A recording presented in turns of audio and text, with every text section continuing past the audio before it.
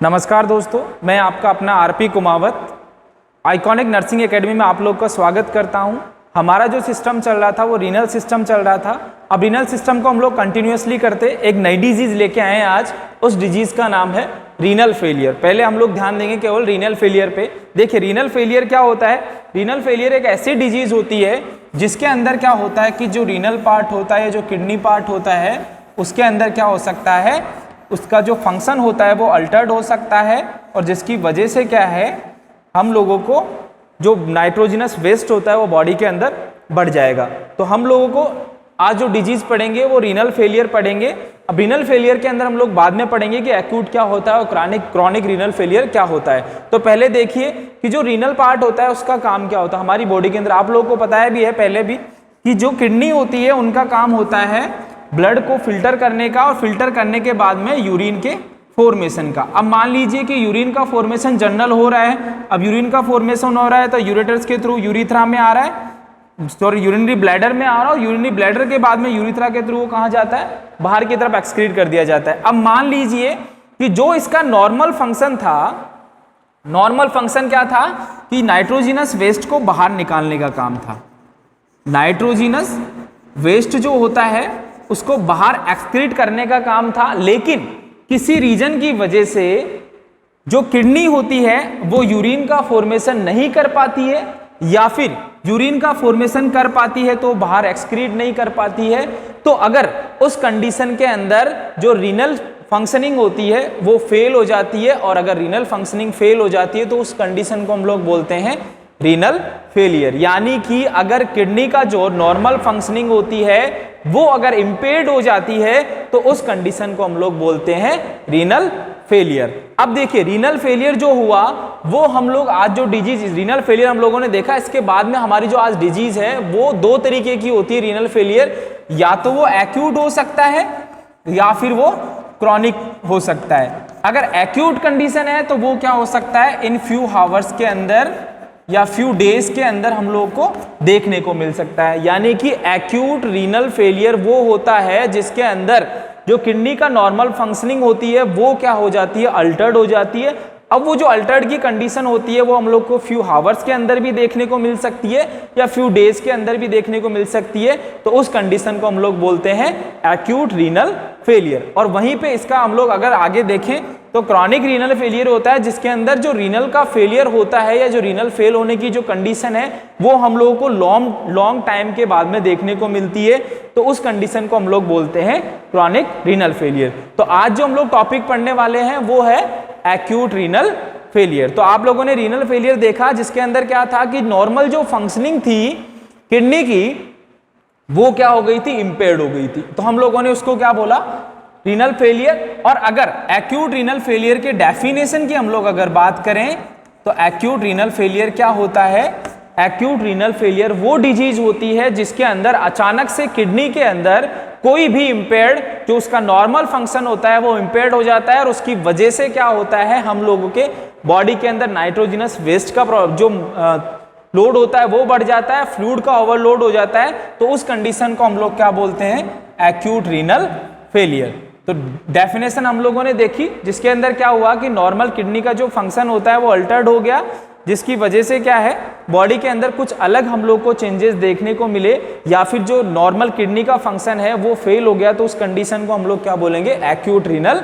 Failure. तो ये हम लोगों ने डेफिनेशन देखी। डेफिनेशन के बाद में हम लोग देखेंगे इसके अंदर कि जो इसके टाइप्स है, अब टाइप्स को हम लोग इटियोलॉजी के तौर पे काउंट कर सकते हैं। यानी कि जो इसके टाइप्स होते हैं वो हम लोग को इटियोलॉजी भी इससे पता कर सकते हैं। तो हम लोगों ने देखिए ARF जो होता है, ARF का मतलब एक्यूट रीनल फेलियर को हम लोगों ने टाइप्स के तौर पे हम लोगों ने इसको क्या कर दिया, 3 पार्ट्स के अंदर डिवाइड कर दिया। हम लोगों ने पहला जो पार्ट लिया वो लिया हम लोगों ने प्री रीनल ARF। फर्स्ट जो लिया हम लोगों ने प्री रीनल ARF, सेकंड जो हम लोगों ने लिया वो रीनल ARF, सेकंड जो हम लोगों ने लिया वो रीनल ARF लिया, और थर्ड जो हम लोगों ने लिया वो हम लोगों ने लिया पोस्ट रीनल ARF। अब हम लोग इसको समझेंगे कि प्री रीनल, रीनल और पोस्ट रीनल जो है वो किस तरीके से अलग अलग है और इनके अंदर क्या क्या चेंजेज हैं या किस किस तरीके से एक्यूट रीनल फेलियर जो है हम लोग को देखने को मिलेगा। तो pre renal acute renal failure जो हम लोग को देखने को मिलता है वो इसके अंदर क्या होता है कि जो ब्लड फ्लो होता है या जो ब्लड की क्वांटिटी होती है वो क्या हो जाती है, डिक्रीज हो जाती है। कहने का मतलब प्री रीनल ARF के अंदर अगर मान लीजिए किडनी फेल होगी तो वो किस रीजन से होगी, ब्लड के जो क्वांटिटी है वो कम होने की वजह से या जो फ्लूइड है उसकी मात्रा कम होने की वजह से क्या है हम लोग को प्री रीनल ARF में उसको काउंट किया जाएगा और इसकी वजह से क्या होगा, किडनी फेल होने के चांसेस रहेंगे। तो इसको भी हम लोगों ने क्या किया, 3 भागों में डिवाइड कर दिया। फर्स्ट हम लोगों ने देखा इसके अंदर कि हाइपोवोलेमिया की वजह से, देखिए हाइपोवोलेमिया की वजह से यानी कि अगर ब्लड का जो कंटेंट है वो रीनल पार्ट तक सही तरीके से नहीं पहुंच पा रहा है। अब नहीं पहुंचने के अंदर हम लोगों ने पहला देखा कि हाइपोवोलेमिया की कंडीशन हो गई या फिर यानी कहने का मतलब जो ब्लड है उसकी क्वांटिटी ही कम हो गई। अब वो किस वजह से हो सकती है, मान लीजिए जैसे किसी पेशेंट को हेमरेज हो गया है, सीवियर हेमरेज हो गया है, तो उसकी वजह से क्या है, ब्लड की जो क्वांटिटी है वो कम हो जाएगी और कम हो जाएगी तो सीधी सी बात है भैया कि जो किडनी है वहां तक ब्लड नहीं पहुंच पाएगा प्रॉपर अमाउंट के अंदर, तो उसकी फंक्शनिंग अल्टर्ड हो जाएगी और रीनल फेलियर के चांसेस वहां पे बन जाएंगे। अब ये जो हेमरेज है वो किस किस तरीके से हो सकता है हम लोग, यानी कि हेमरेज की कंडीशन किस तरीके से हो सकती है, मान लीजिए कि पेशेंट बर्न हो गया, ठीक है, अब बर्न होगा तो फ्लूइड लॉस और ब्लड लॉस दोनों होगा, तो उसकी वजह से पेशेंट के अंदर हम लोग को हाइपोवोलेमिया की कंडीशन देखने को मिल सकती है या हेमरेज की कंडीशन देखने को मिल सकती है। दूसरा हम लोग बात करें तो पेशेंट को अगर मान लीजिए वॉमिटिंग हो रही है या सीवियर डायरिया हो रहा है, सीवियर डायरिया या सीवियर वॉमिटिंग हो रही है, तो उसकी वजह से भी क्या है पेशेंट के अंदर हम लोग को हेमरेज की कंडीशन देखने को मिलेगी या फिर एक तरीके से ब्लड का जो वॉल्यूम है वो कम हो जाएगा, वो देखने को मिलेगा। साथ में ही मान लीजिए इसके अलावा दूसरी अगर हम लोग कंडीशन मान लें तो पेशेंट के अंदर क्या हो जाएगा, हेमरेज तो हो ही रहा है, साथ में बर्न हो रहा है, वॉमिटिंग हो रहा है, इन तीनों की वजह से क्या है हाइपोवोलेमिया की कंडीशन हम लोग को पेशेंट के अंदर देखने को मिलेगी, जिसकी वजह से क्या है ब्लड की जो अमाउंट है वो कम हो जाएगा और हम लोगों को किडनी तक ब्लड जो है वो पहुंच नहीं पाएगा सही तरीके से, जिसकी वजह से क्या हो सकता है प्री रीनल कोज एक तरीके से बन सकता है। साथ में हम लोग अगर हाइपोवोलेमिया देखा, इसके अलावा अगर हम लोग बात करें इसके अंदर तो मान लीजिए कि पेशेंट के अंदर जो कार्डियक आउटपुट है, पहला अपना हाइपोवोलेमिया की कंडीशन, दूसरा कार्डियक आउटपुट जो होता है, अगर वो मान लीजिए कार्डियक आउटपुट अगर पेशेंट के अंदर कम है, अब वो कार्डियक आउटपुट जो है किसी भी तरीके से कम हो सकता है, मान लीजिए पेशेंट के अंदर MI आया, मायोकार्डियल इन्फेक्शन हुआ, तो जिसकी वजह से क्या है पेशेंट के अंदर प्रॉपर अमाउंट के अंदर जो हार्ट है वो पंप कर ही नहीं पा रहा है ब्लड, तो ऑटोमेटिकली हमारे पास हाइपोवोलेमिया की कंडीशन आ जाएगी या फिर जो ब्लड है वो कम पहुंच पाएगा, जिसकी वजह से क्या है किडनी तक ब्लड पहुंच नहीं पाएगा और हम लोगों को किडनी फेल होने के चांसेस देखने को मिलेंगे। ठीक है, तो कार्डियक आउटपुट कम होता है तो उसकी वजह से भी क्या हो सकता है पेशेंट को ARF की कंडीशन देखने को मिल सकती है। इसके अलावा मान लीजिए कि जो रीनल वेसल्स होती है उनके अंदर किसी तरीके का ऑब्स्ट्रक्शन आ गया है या फिर मान लीजिए स्टेनोसिस हो गया है, तो उसकी वजह से भी क्या हो सकता है ब्लड जो है वो कार्डियक तक रीनल तक पहुंच नहीं पाएगा और रीनल तक नहीं पहुंच पाएगा तो रीनल फेलियर के चांसेस हम लोग को देखने को मिलेगी। तो ये हम लोगों ने प्री रीनल के अंदर देखा कि ब्लड का जो कंटेंट होता है या ब्लड जो अमाउंट होता है या फ्लूइड का अमाउंट जो होता है वो ही कम हो जाता है, तो उसकी वजह से क्या है हम लोगों को किडनी तक जो अमाउंट में अंदर ब्लड पहुंचना चाहिए वो नहीं पहुंचता है और पेशेंट को एक्यूट रीनल फेलियर के 100% चांसेस देखने को मिलता है। अब वहीं पे हम लोग अगर रीनल की बात करें तो देखिए रीनल के अंदर हम लोग ध्यान देंगे, ये जो था वो ब्लड की वजह से प्रॉब्लम आ रही थी और रीनल के अंदर किसकी वजह से आएगी, ये जो डिजीज होती है वो किडनी डिजीज होती है। कहने का मतलब ये जो चेंजेज आएंगे वो किडनी के अंदर ही चेंजेज आएंगे, जिसकी वजह से क्या हो सकता है किडनी डैमेज हो सकती है, उसकी फंक्शनिंग अल्टर्ड हो सकती है। अब रीनल के अंदर हम लोग बात करें तो हम लोग इसको डिवाइड करेंगे वापस से 3 पार्ट के अंदर, हम लोग इसको 3 पार्ट में डिवाइड करेंगे। देखिए किस तरीके से, पहला हम लोगों ने देखा, मान लीजिए कि पेशेंट का जो ग्लोमेरुलस है वो अफेक्ट हो गया है, अब ग्लोमेरुलस जो अफेक्ट हुआ है, मान लीजिए किस वजह से हुआ, जैसे एक डिजीज होती है, हम लोगों ने पहले पढ़ा भी है, ग्लोमेरुलोनेफ्राइटिस। अब ग्लोमेरुलोनेफ्राइटिस डिजीज हो गई तो वहां पे क्या होगा, जो ग्लोमेरुलस है वो अफेक्ट हो गया। अब ग्लोमेरुलस किसके अंदर होता है, रीनल पार्ट के अंदर। तो रीनल यानी कि किडनी जो है उसकी स्ट्रक्चर के अंदर चेंजेज आ गए, जिसकी वजह से हम लोगों को जो रीनल है वो फेलियर देखने की कंडीशन मिलेगी। ठीक है, तो ग्लोमेरुलस के अंदर अगर अफेक्ट हो रहा है तो उसकी वजह से क्या हो सकता है, ARF की कंडीशन हम लोग को देखने को मिल सकती है। नेक्स्ट अगर बात करें हम लोग, तो जो रीनल पार्ट होता है उसकी जो वेसल्स होती है उसके अंदर अगर डिस्टरबेंस आ जाता है, जैसे मान लीजिए वैस्कुलाइटिस हो गया, यानी कि रीनल पार्ट की जो वेसल्स होती है उनके अंदर अगर इन्फ्लामेशन हो गया है तो उसकी वजह से भी क्या है, एक्यूट रीनल फेलियर के चांसेस पूरे बनते हैं। ठीक है, नेक्स्ट अगर हम बात करें इसके अंदर, तो हम लोग बात करेंगे कि जैसे इंटेस्टेशियम होता है। इंटेस्टेशियम कहने का मतलब मान लीजिए कि जैसे जो ट्यूबुल्स होती है उनके अंदर क्या हो गया, जो ट्यूब्यूल्स होती है उनके अंदर क्या हो गया, नेक्रोसिस की कंडीशन हम लोग को देखने को मिल गई है। यानी कि पहली चीज तो हम लोगों ने देखा कि ग्लोमेरुलस अफेक्ट हो रहा है। ठीक है, ग्लोमेरुलर डैमेज हो रहा है तो उसकी वजह से क्या है, किडनी सही तरीके से फंक्शन नहीं कर पाएगी, जिसकी वजह से किडनी के फेल होने के चांसेस रहेंगे। दूसरा, अगर मान लीजिए कि जो वेसल्स होती है वो अफेक्ट हो गई है, उनके अंदर इन्फ्लामेशन हो गया है, तो किडनी सही तरीके से काम नहीं करेगी। अगर नहीं करेगी तो रीनल फेलियर होने के चांसेस रहेंगे। और अगर नेक्स्ट हम लोग देखें तो ट्यूबुलर नेक्रोसिस हो सकता है, यानी कि जो ट्यूबुल्स होती है उनके अंदर नेक्रोसिस हो सकता है, जिसकी वजह से किडनी सही तरीके से फंक्शन नहीं करेगी। सही तरीके से फंक्शन नहीं करेगी तो एक्यूट रीनल फेलियर होने के चांसेस हम लोग को देखने को मिलेंगे। नेक्स्ट अगर हम लोग बात करें तो थर्ड वन जो होता है वो पोस्ट रीनल ARF होता है। देखिए, पहला हम लोगों ने देखा ब्लड के कंटेंट की वजह से, दूसरा हम लोगों ने देखा किडनी की वजह से, और पोस्ट रीनल के अंदर जो होता है वो होता है मैकेनिकल ऑब्स्ट्रक्शन की वजह से।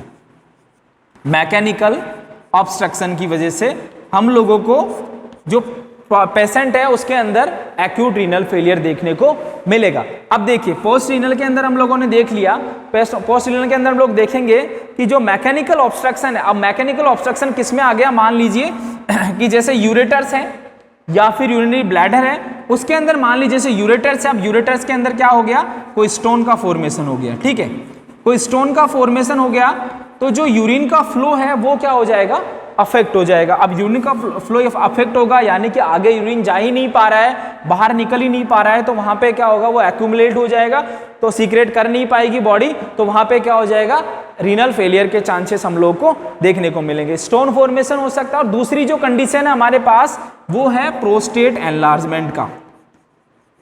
प्रोस्टेट एनलार्ज हो सकती है। अब प्रोस्टेट अगर एनलार्ज हो गई है तो भैया जो स्पेस होता है, जैसे मान लीजिए यूरिनरी ब्लैडर है, ये यूरिथ्रा है, अब यहाँ पे क्या होती है, प्रोस्टेट होती है।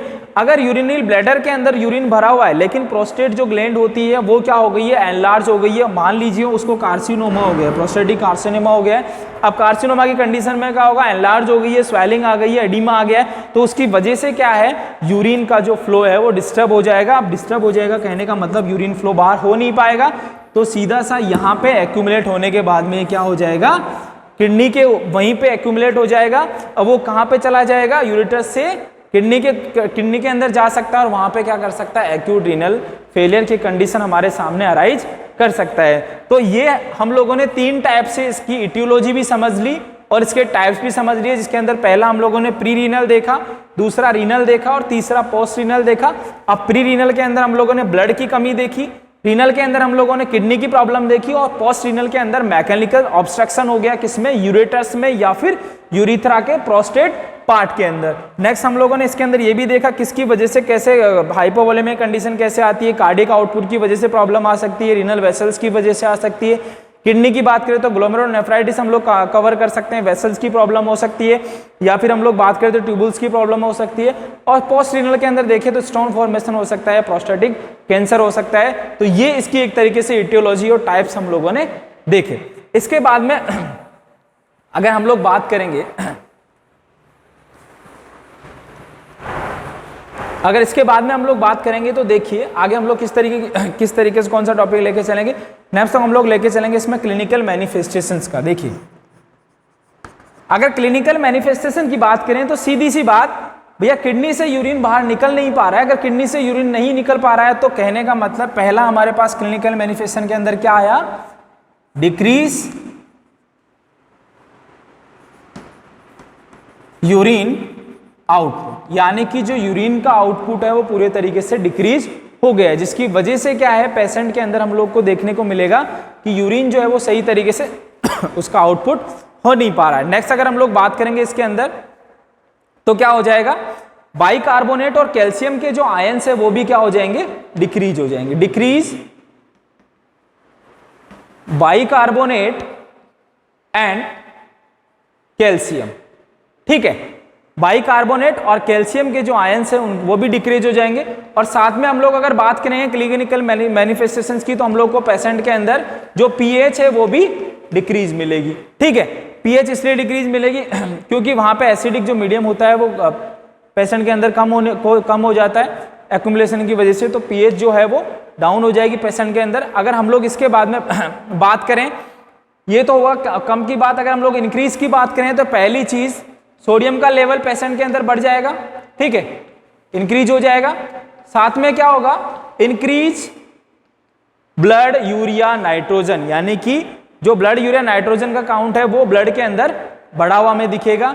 इसके अलावा नेक्स्ट अगर हम लोग बात करें तो प्रोटीन यूरिया की कंडीशन हम लोग को देखने को मिल सकती है पेशेंट के अंदर, ठीक है, प्रोटीन यूरिया की कंडीशन देखने को मिल सकती है। इसके अलावा पेशेंट जो है उसके अंदर कन्वर्जेंस की प्रॉब्लम आ सकती है, यानी कि पेशेंट जो है हम लोग को कन्वर्जेंस की प्रॉब्लम हम लोग को देखने को मिलेगी, क्योंकि ब्लड यूरिया नाइट्रोजन का जो वेस्ट प्रोडक्ट है वो हमारी बॉडी के अंदर बढ़ा हुआ है, तो ब्रेन जो है सही तरीके से काम नहीं कर पाएगा, तो कन्वर्जेंस पेशेंट के अंदर देखने को मिलेगा। साथ में ही मान लीजिए उसको नोजिया और वॉमिटिंग की शिकायत भी पेशेंट को हम लोग को देखने को मिलेगी, नोजिया वॉमिटिंग की प्रॉब्लम देखने को मिलेगी। साथ में हेडेक पेशेंट को हो सकता है। साथ में अगर मान लीजिए जैसे पोस्ट रीनल अपोज हम लोगों ने देखा था, ये एटियोलॉजी देखी थी, उसके अंदर देखा था कि पेशेंट को अगर कोई मान लीजिए प्रोस्टेट का कैंसर है या फिर यूरेटस के अंदर कोई स्टोन अटका हुआ है, तो उसकी वजह से क्या है पेशेंट को जो फ्लैंक पेन है वो हम लोग को पेशेंट के अंदर देखने को मिलेगा, ठीक है। तो ये सारे हम लोग को प्रॉब्लम पेशेंट के अंदर देखने को मिलेगी। साथ में फेटिग हो सकता है पेशेंट को। अब काफी बार क्या है ग्लोमेरुलोनेफ्राइटिस है पेशेंट को, तो हम लोग को ल्यूकोसाइटोसिस भी देखने को मिल सकता है पेशेंट के अंदर, ल्यूकोसाइटोसिस भी देखने को मिल सकता है। तो ये सारे क्लिनिकल मैनिफेस्टेशंस हैं जो हम लोग को एक्यूट रीनल फेलियर कंडीशन के अंदर देखने को मिलेंगे। जैसे कि मान लीजिए यूरिन का आउटपुट डिक्रीज हो गया, बाइकार्बोनेट और कैल्शियम आयंस जो है वो डिक्रीज हो गए, पीएच डिक्रीज हो गए, सोडियम इंक्रीज हो गया, ब्लड यूरिया नाइट्रोजन इंक्रीज हो गया।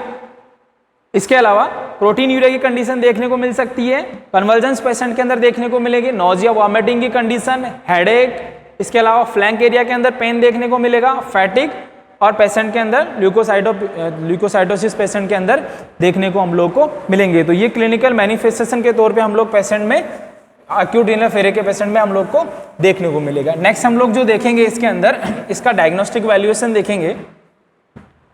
अगर डायग्नोस्टिक वैल्यूएशन की बात की जाए तो पहली चीज हम लोग क्या करेंगे, पेशेंट का हिस्ट्री कलेक्ट करेंगे। पहला काम हमारा हिस्ट्री कलेक्शन का रहेगा। उसके बाद में देखिए पेशेंट का फिजिकल एग्जामिनेशन करेंगे।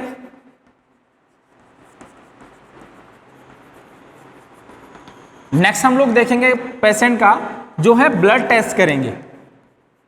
अब ब्लड टेस्ट के अंदर हम लोग जो ब्लड यूरिया नाइट्रोजन है या सोडियम पोटेशियम इन सब का क्या कर देंगे, अमाउंट हम लोग इसमें चेक कर लेंगे, ठीक है। नेक्स्ट इसके अलावा हम लोग पेशेंट के अंदर क्या करेंगे, यूरिन टेस्ट करेंगे, जिससे पता चल जाएगा हम लोग को। नेक्स्ट हम लोग बात करेंगे कि इसके अंदर पेशेंट का सीटी स्कैन कर सकते हैं, एमआरआई भी कर सकते हैं। साथ में जो है हम लोग को पेशेंट का एक्सरे करवा सकते हैं पेल्विक पार्ट का, ठीक है। ये कंडीशंस हम लोग को जो है डायग्नोस्टिक वैल्यूएशन हम लोग को एक्यूट रीनल फेलियर के अंदर हम लोग को परफॉर्म करवानी है पेशेंट से as prescribe by the doctor, ठीक है। तो ये डायग्नोस्टिक वैल्यूएशन हम लोग एक्यूट रीनल फेलियर के अंदर परफॉर्म करेंगे। नेक्स्ट हम लोग इसके अंदर बात करेंगे इंपॉर्टेंट चीज कि हमारे पास डायग्नोस्टिक वैल्यूएशन भी है, इटियोलॉजी भी है, क्लिनिकल मैनिफेस्टेशन भी हम लोगों ने देखा, डेफिनेशन भी देखी। तो सबसे मस्त जो चीज होती है वो हमारा होता है इसका मैनेजमेंट। क्यों? क्योंकि अगर मैनेजमेंट हम लोगों ने सही तरीके से नहीं किया या इंस्टेंटली नहीं किया तो हो सकता है कि पेशेंट की वहां पे डेथ भी हो सकती है। क्यों? क्योंकि हो सकता है कि फ्लूइड ओवरलोड हो रहा है, जिसकी वजह से पेशेंट के अंदर हम लोग को देखने को मिल सकता है काफ़ी बार अगर फ्लूइड ओवरलोड हो रहा है तो हार्ट फेल होने के चांसेस रहते हैं, या फिर इसके अलावा जो है हाइपोवोलेमिक शॉक हो सकता, हाइपरवोलेमिक शॉक हो सकता है पेशेंट के अंदर। ठीक है, तो ये कंडीशंस हम लोग को देखने को मिल सकती है। इसलिए क्या होता है कि जो मैनेजमेंट होता है वो मस्ट होता है।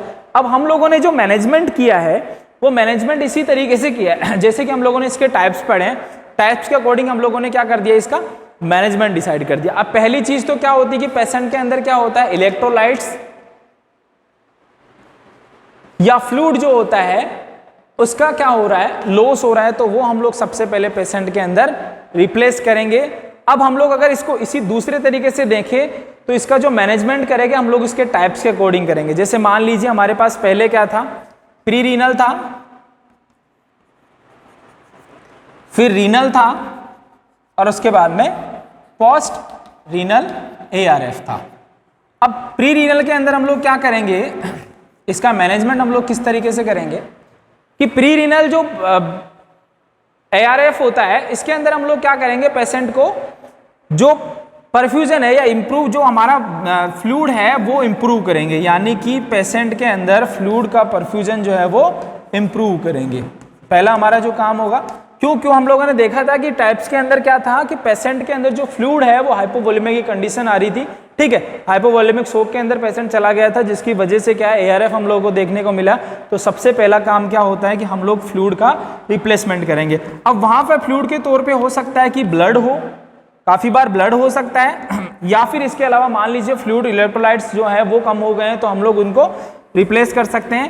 फ्लूइड या इलेक्ट्रोलाइट्स जो है उनको रिप्लेस करवा सकते हैं। इसके अलावा कोलोइड्स जो हैं वो प्रोवाइड करवा सकते हैं। जैसे बर्न का कोई पेशेंट है तो उसको हम लोग कोलोइड प्रोवाइड करवा सकते हैं, जैसे एल्ब्यूमिन हो गया, ये हम लोग पेशेंट को प्रोवाइड करवाएंगे। ठीक है, कोलोइड्स प्रोवाइड करवा सकते हैं, फ्लूइड एंड इलेक्ट्रोलाइट प्रोवाइड कर सकते हैं, ब्लड का कंटेंट जो है वो प्रोवाइड करवा सकते हैं। इसके अलावा जैसे आइनोट्रॉपिक्स जो होते हैं, आइनोट्रॉपिक्स जो होते हैं वो प्रोवाइड करवा सकते हैं, क्योंकि वहां पे कार्डिक आउटपुट भी घट रहा था। अब कार्डिक आउटपुट घट रहा था तो जैसे MI की कंडीशन आ गई तो उसमें हम लोग क्या कर सकते हैं, जैसे डोपामाइन है वो हम लोग पेशेंट को दे सकते हैं, जिसकी वजह से क्या है हार्ट जो है वापस से पंप करने लगे, या कॉन्ट्रैक्टिलिटी जो है वो बढ़ा सकते हैं पेशेंट की। तो इस तरीके से हम लोग प्री रीनल के अंदर इसका मैनेजमेंट करेंगे। अब हम लोग अगर रीनल की बात करें तो रीनल के अंदर सीधा सा यही होता है कि जैसे डिजीज थी हम लोगों ने देखी थी, कौन सी, ग्लोमेरुलोनेफ्राइटिस हो रहा था, तो ग्लोमेरुलोनेफ्राइटिस के लिए जैसे मान लो कॉर्टिकोस्टेरॉइड्स दे दिए, इन्फ्लामेटरी डिजीज है तो कॉर्टिकोस्टेरॉइड्स दे गए, और साथ में हम लोग इसके अंदर क्या प्रोवाइड करवा सकते हैं, जैसे इम्यूनोसप्रेसिव जो ड्रग होती है वो प्रोवाइड करवा सकते हैं।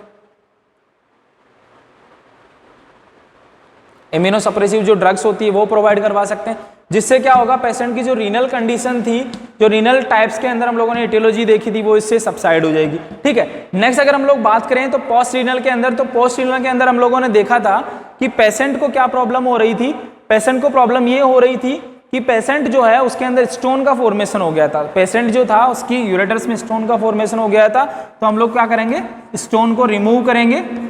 और दूसरा अगर हम लोग बात करें स्टोन रिमूव के साथ साथ में, तो हम लोगों ने देखा था कि प्रोस्टेट जो कैंसर था वो भी पेशेंट को था, तो वहाँ पे ऑब्स्ट्रक्शन हो रहा था, तो हो सकता है कि हम लोग वहाँ पे प्रोस्टेक्टमी जो है वो परफॉर्म करने के लिए पेशेंट को एडवाइस करें, या डॉक्टर हमें एडवाइस कर सकता है इस चीज़ के लिए कि अगर प्रोस्टेक्टमी करनी है तो एक्यूट रीनल फेलियर से हम लोग पेशेंट को बचा सकते हैं। तो ये सिंपल सा इसका मैनेजमेंट अकॉर्डिंग टू टाइप्स हम लोगों ने देखा। एक बार फिर से रिपीट कर देता हूँ, डेफिनेशन हम लोगों ने देखी कि एक्यूरेट रीनल फेलियर में क्या हो रहा था कि जो किडनी का काम था वो क्या हो जाता, अल्टर्ड हो जाता है। ठीक है, अब हम लोग अगर इसकी इटियोलॉजी की बात करें तो इसके टाइप्स के अकॉर्डिंग हम लोगों ने देखा था, प्री रीनल देखा था, रीनल देखा था और पोस्ट रीनल देखा था, जिसकी वजह से क्या है अलग अलग टाइप से जो अलग अलग इटियोलॉजी की वजह से क्या हो सकता है, एक्यूट रीनल फेलियर की कंडीशन हम लोग को देखने को मिल सकती है। क्लिनिकल मैनिफेस्टेशन देखे थे, इसके बाद में हम लोगों ने डायग्नोस्टिक वैल्यूएशन पेशेंट के अंदर जो है परफॉर्म करने के लिए किया था, उसके बाद में हम लोगों ने इसका मैनेजमेंट जो मैनेजमेंट मस्ट था उसके अंदर प्री रीनल तरीके से देखा हम लोगों ने, रीनल तरीके से देखा, या या फिर पोस्ट रीनल तरीके से देखा, यानी कि इसका मैनेजमेंट हम लोगों ने जो परफॉर्म किया वो टाइप्स के अकॉर्डिंग ही या फिर ईटियोलॉजी के अकॉर्डिंग हम लोगों ने सबसाइड करने के लिए, इसको ट्रीट करने के लिए हम लोगों ने सही तरीके से मैनेजमेंट परफॉर्म किया। तो आई होप ये आप लोगों को समझ में आया होगा। नेक्स्ट जो हमारे पास रहेगी डिजीज वो रहेगी क्रॉनिक रीनल फेलियर की। अब नर्सिंग मैनेजमेंट की अगर बात करें हम लोग, तो नर्सिंग मैनेजमेंट जो है क्रॉनिक और एक्यूट इन दोनों का हम लोग साथ में पढ़ेंगे, ठीक है। तो अभी ये जो टॉपिक है एक्यूट रीनल फेलियर, आप लोग को विश करता हूँ कि समझ में भी आया होगा। आगे भी जो है क्रॉनिक रीनल फेलियर जब हम लोग लेके आएंगे तो उसके अंदर नर्सिंग मैनेजमेंट जो है सही तरीके से हम लोग देख लेंगे, ठीक है। Thank you.